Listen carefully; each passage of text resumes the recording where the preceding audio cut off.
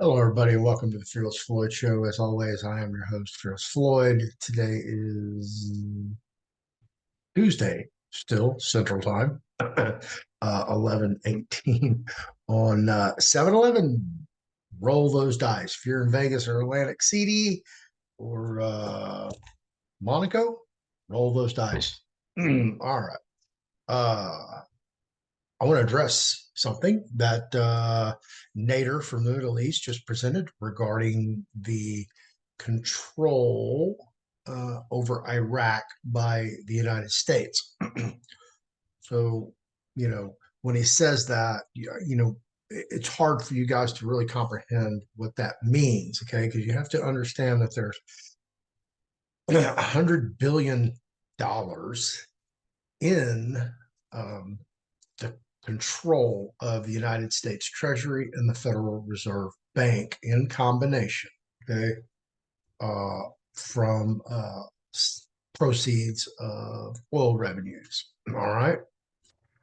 So the United States has a lot of control, especially through the sanctioning imports, exports between countries in the Middle East and between Iraq itself and other countries, i.e., like North Korea, China,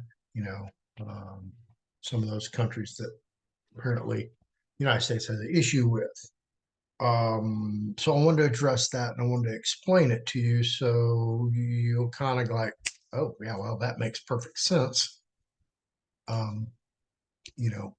did we do? Well, let me get it pulled up. Apparently, I bumped it.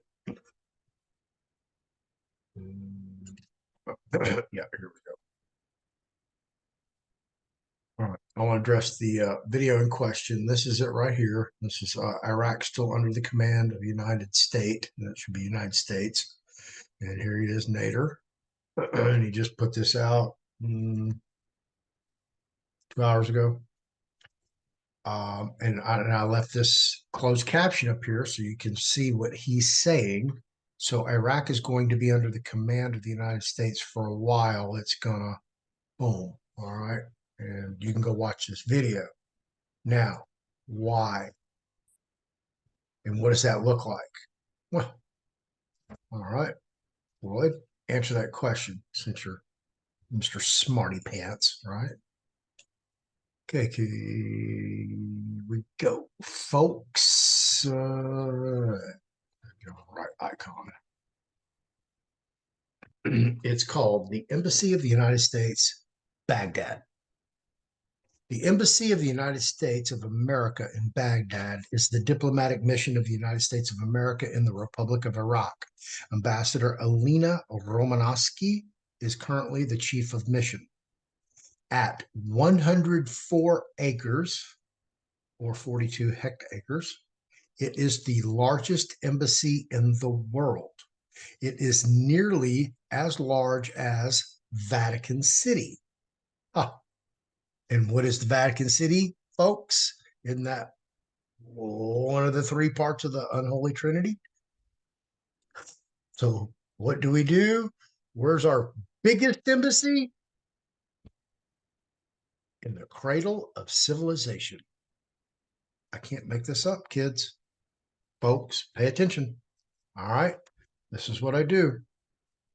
The embassy complex is about 5 times the size of the U.S. Embassy in Yerevan, which is the second largest U.S. diplomatic mission abroad, as well as over 10 times the size of the U.S. Embassy in Beijing, which is the third largest U.S. diplomatic mission abroad.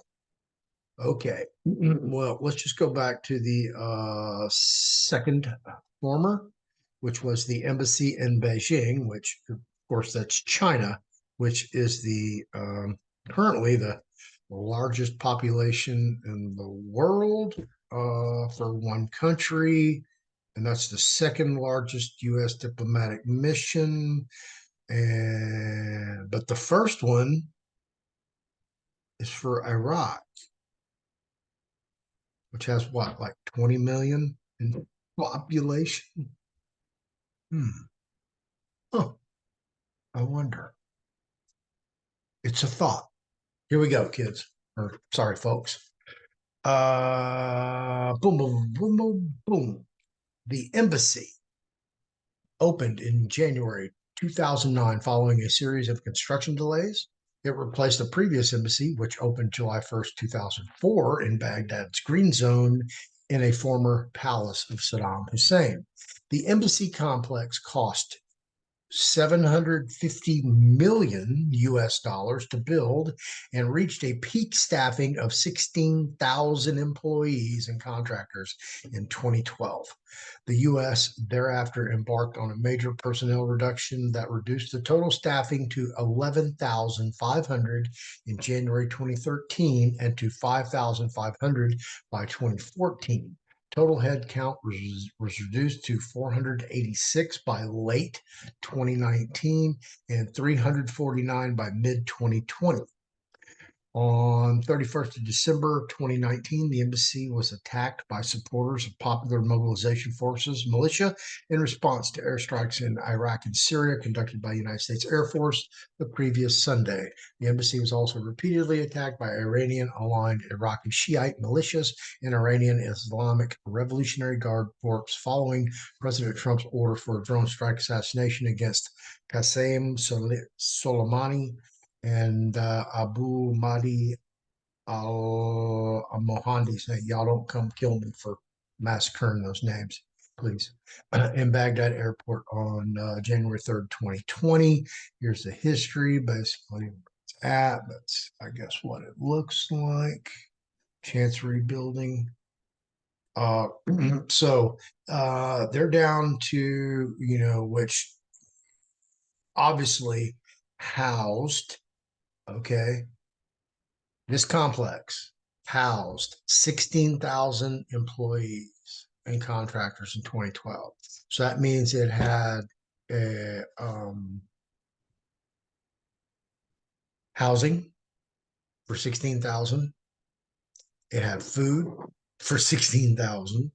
Okay, so it's self-supporting and self-ran.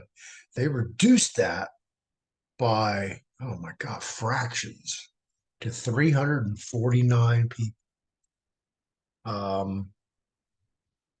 At 104 acres, that's like 3 people per acre.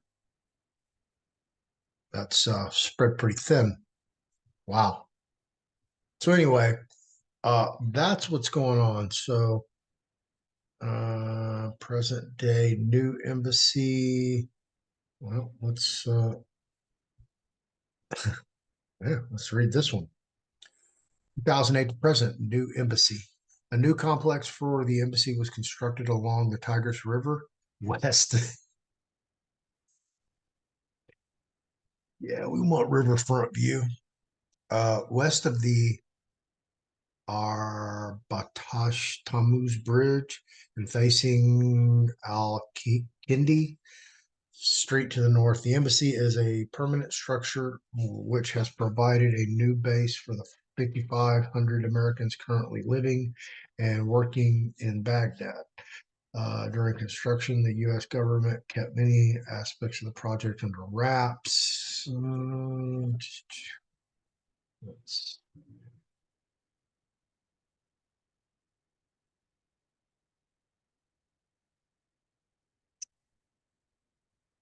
see if I'm ready. The embassy has extensive housing and infrastructure facilities in addition to the usual diplomatic buildings. The buildings include 6 apartment buildings for employees, water and waste treatment facilities, a power station, 2 major diplomatic office buildings, recreation, including a gym, cinema, several tennis courts, and an Olympic-sized swimming pool. The complex is heavily fortified, even by the standards of the Green Zone. The details are largely secret, but it is likely to include a significant U.S. Marine Security Guard detachment. Fortifications include deep security perimeters, buildings reinforced beyond the usual standard, and 5 highly guarded entrances. On October 5th, and that's old stuff, so I'm sure it's changed considerably since then. I don't see anything else to add. And that is Wikipedia, folks, so you have to look at the source, but I just wanted you to understand, what the United States has, and 104 acres. Imagine having, an embassy, a 104-acre embassy in St. Louis, Missouri, or in Austin, Texas. I mean, like, right there at the river, in Austin. Imagine that. Or in St. Louis, on the St. Louis River. Yeah. Or in Chicago, 104 acres, an embassy. U.S. hegemony at its best. So that's why the United States is always going to have their finger in the pie in Iraq, always. And they are, yeah, I can't tell you how that's going to end. So anyway, that's all I want to share on the NADAR video. Like, subscribe, share, hit that notification bell, leave a comment below. Appreciate you watching. Hope that has answered all your questions. If you need to get the book, it's available on the fearlessfloydshow.com website, in the store. It's on eBay. It'll soon be on Amazon, Shopify. Before you know it, you're going to see this book everywhere. So get ready or get the book. eBook's available now. Softcover book is coming soon. All right. Thank you very much for watching. Hope that gave you a little bit definition of Nader's video and why he says what he says. Remember, it's all, you got to follow the money. So where's the money go? Right back to the United States. And they're already over here. They're like, yeah. Good night.